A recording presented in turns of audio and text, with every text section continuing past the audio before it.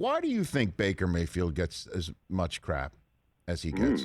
Ooh, that's loaded. How about that? Ooh. Why do you think he gets as much crap as maybe anyone else in the NFL? Like literally, it was 2 weeks ago that he boat raced the Bengals. It's obvious that he's not completely healthy and that he doesn't have any protection up front.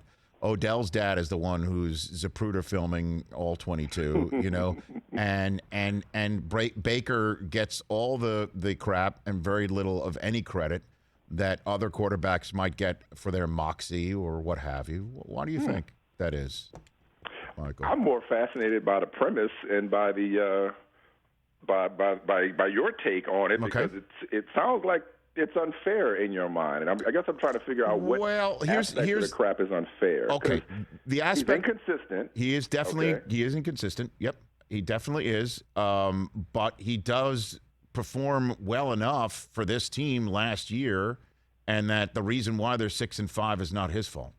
The defense was garbage the first month of the season. You know, he was the one who put up all those points in Kansas City, and they couldn't stop Kansas City despite having the lead late. I mean, we could parse this thing out completely. Okay. But, man, it feels like you're giving him, and this is typical of quarterbacks, feels like I don't know if you're trying to, like, balance it out here, but if you're saying that sorry, I got somebody actually calling me on my house phone right now, so sorry about the beeps there. That's Stephen A. I seriously doubt it.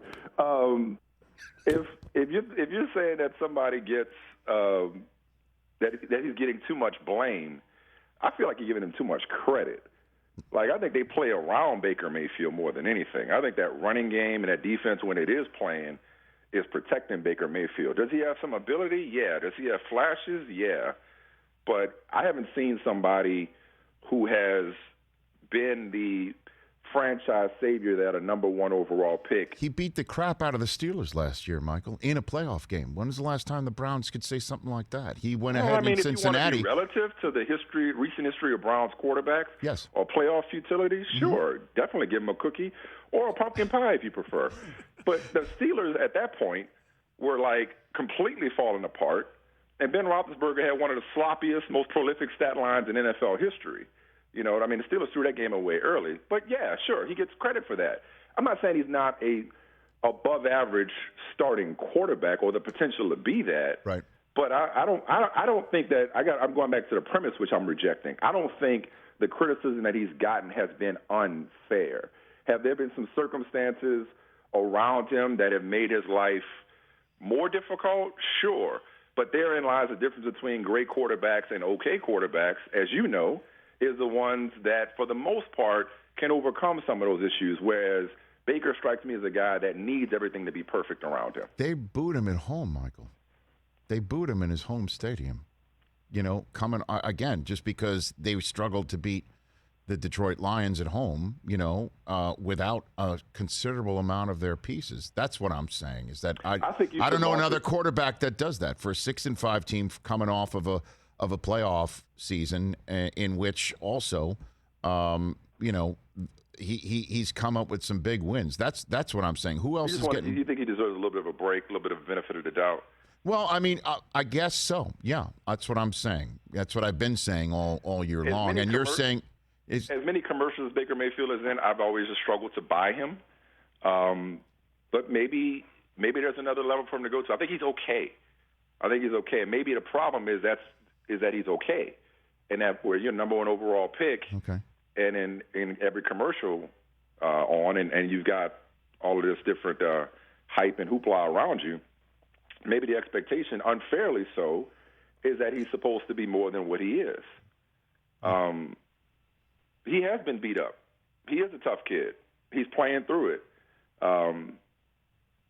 But what I'm really hearing, though, if I can psychoanalyze you for a second, sure. I'm hearing a guy that just knows what it's like to not have a quarterback and to see somebody that you think is mistreating theirs.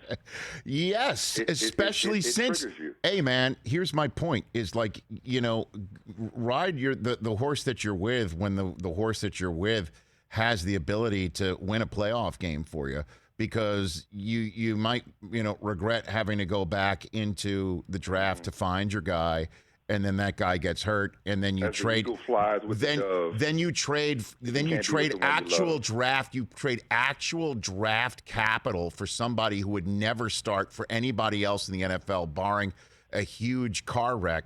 And he's an unvaccinated quarterback who then is now useless to you a week after you start him because he's a close contact of a guy who actually has it. So that's what I'm saying. Like, that's my current situation, as you've now led me to. Like, would the Browns prefer that? You know, Right. and I understand the concept of why would I settle for mediocre play when I can get better? Yeah, you can get better actually in the next 6 weeks with this guy, is what I'm saying. The Jets can't. With the guy that they currently have. I feel your pain on that, bro. And I last time I talked to you, I think I might, if I recall correctly, it's been a couple of weeks. I think I got kind of excited about Mike White. Yes.